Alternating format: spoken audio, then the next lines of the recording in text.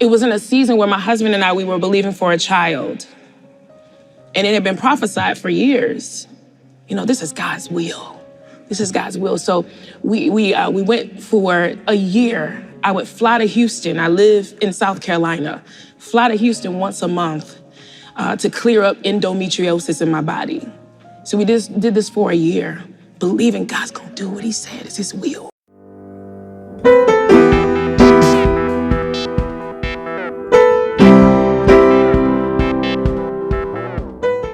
Hi guys, so sit tight to watch as Tasha COBBS LEONARD shares her testimony to motherhood and the faith she had to build through the trials and all the mountains that surrounded her and her husband. See them be blessed. Listen, one of our coaches told us, hey, when you give God a yes to what he says to you, you are not responsible for everybody else's reaction to your yes. I live by that now. Like, hey, I'm gonna do what he says, and if it make you feel some kind of way, take it up with him. Yeah, absolutely. Like, I'm moving up. I gotta do what he says. That's where you find peace. Yes. Okay, I think I got all off the question. No, you didn't. But it came from that. I mean, I have so many testimonies. We did an album called Royalty. And I was thinking, hey, we are a royal priesthood. I thought we was going to go in there with crowns on. As a matter of fact, I did a photo shoot with a crown on. I got sent to hell for that. Wow. You can't even wear a crown now? Can't even wear a crown, So I did this crown, and I'm thinking we're going to talk about royalty. We're going to talk about being God's children. And I had no clue the dark place that I would have to go to birth that album. It was in a season where my husband and I, we were believing for a child. And it had been prophesied for years. This is God's will. This is God's will. So we went for a year. I would fly to Houston. I live in South Carolina. Fly to Houston once a month to clear up endometriosis in my body. So we just did this for a year, believing God's gonna do what he said. It's his will. And for a year after that, we decided, okay, it's clear we're gonna go through a process of IVF. We went through the IVF, and my husband will tell this story that, hey, as much as this costs, he's thinking it's gotta work. Yeah, there's no way that this doesn't. Absolutely. He said, you're gonna mortgage 14 houses off this. You're gonna give me that baby. Yes! Somebody, baby. Somebody gonna give me a baby. It's either gonna be mine, yours, or somebody's, but I'm leaving with this baby. Yes! He was like, there's no way this is not gonna work. It never dawned on him. And so he said, after the transplant, and the doctor came to him and said, it's in God's hands now. He said, no, I get that. But that egg was in your hand. Right. Make it happen. Yes. Yeah. And so we went through the IVF, and at this time, I'm 40 years. I'm 42, y'all. I know I look good. Yeah, you do. Yeah, you do. Yes, she does. So, the story, I'm 40 years old, very low egg count, and we had this transfer, believing that the will of God is about to happen in our lives. And three days before we were to go to Nashville to the Ryman, it was in the middle of the pandemic. Nobody was gonna be in the room, just us and Jesus. The doctor called and said, we lost it. It failed. And I sat there for about an hour thinking, I don't even know if I believe what I've been singing. Like, how you make this promise, and I've been singing about faith, preaching about faith, and this one thing that I want, I desire, I've fallen in love with this baby. I've fallen in love with this dream. I've built a house in my mind, and it didn't happen. My sister, who's a very close friend of mine, she came to our church one day and she was talking and she was like, it's easy to accept God's will, but we don't always stay to hear his way.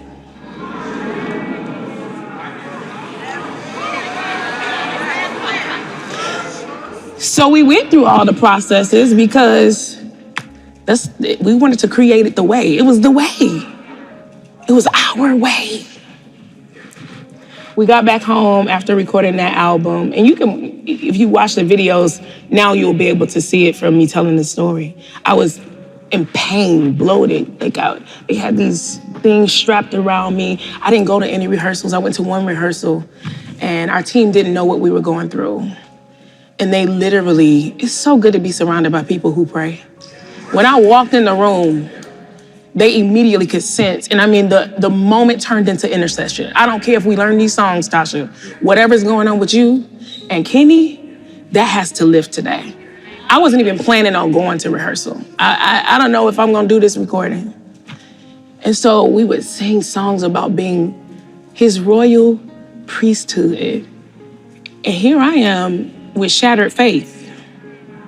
I don't know if I believe this. So we got back home after recording that. The glory of God is on that album. This is Without Repentance. I got back home and my husband, after a few months, he said to me, babe, have you ever thought about adoption? And before, I would have completely rejected that. But I didn't hear just the question. I heard him prophesying God's way. Like, these are the backstories to these songs we hear. That these songs don't just rain out of the sky, and they're anthems for our lives. When I get on the stage to sing, I see faces. Like, God, I went through this for her. I went through this for him. And when they hear this, please just reveal yourself. Like, it's not always easy. Man, I didn't come up here to cry. But there's never been a time it's not been worth it. So fast forward, we got this little boy.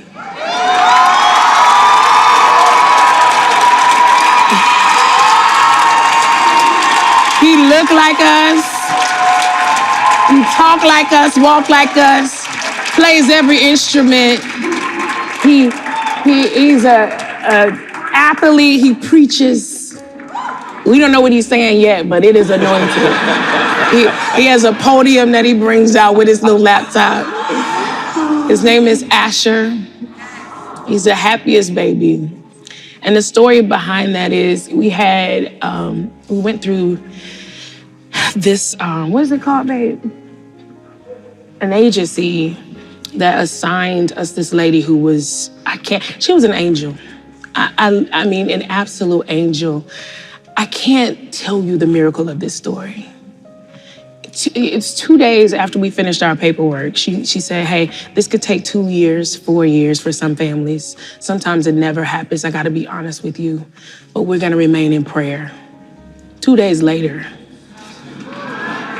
What? 2 days.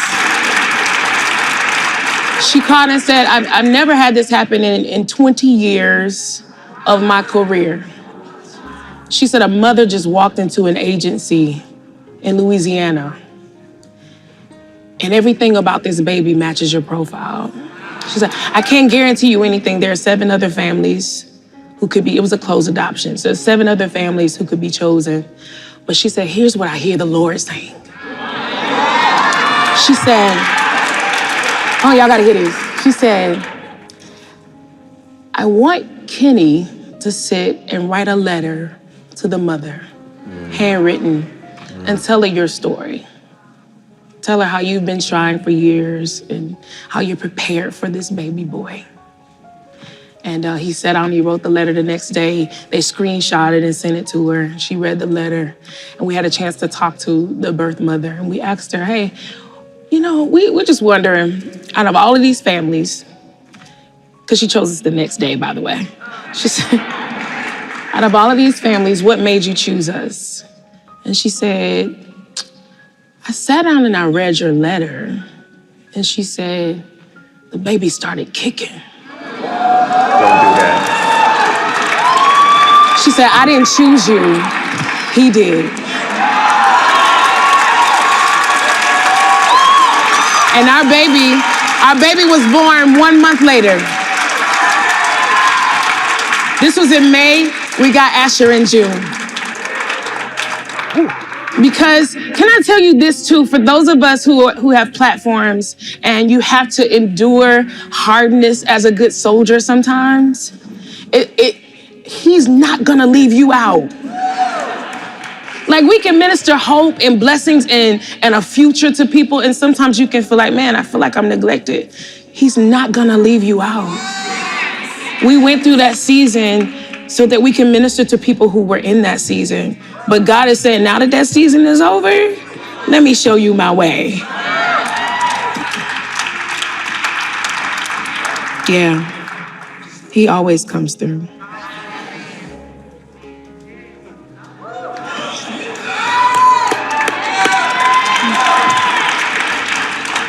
So, girl, I'm sitting up here messed up.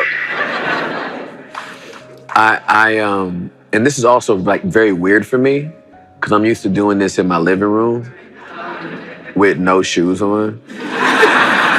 So the fact that y'all are all here is weird. Like, just crying up in front of you. Here's what I want to thank both you and Kenny for. Not allowing your desire to impede his way. Yeah. Ooh. As you were talking, I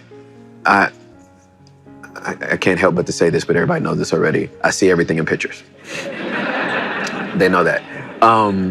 They're like, we know Tim. Okay, so, but I'm picturing the people that I know and met who have literally fixated themselves on the way they want it done.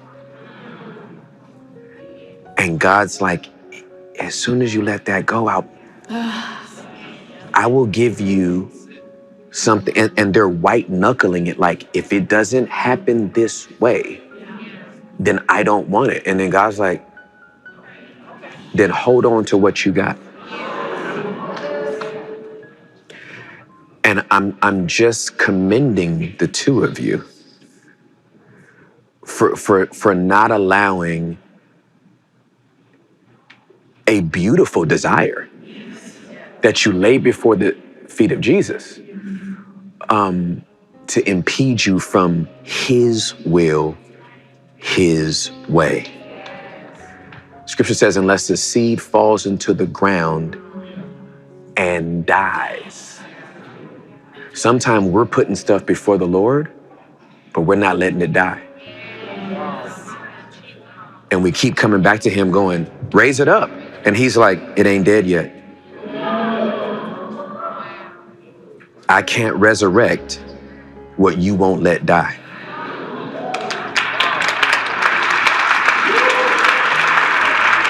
And y'all let a thing die. Y'all let a thing go ahead and get good and dead so that it could be what you have now. Asher. I mean, that's too good to my whole soul.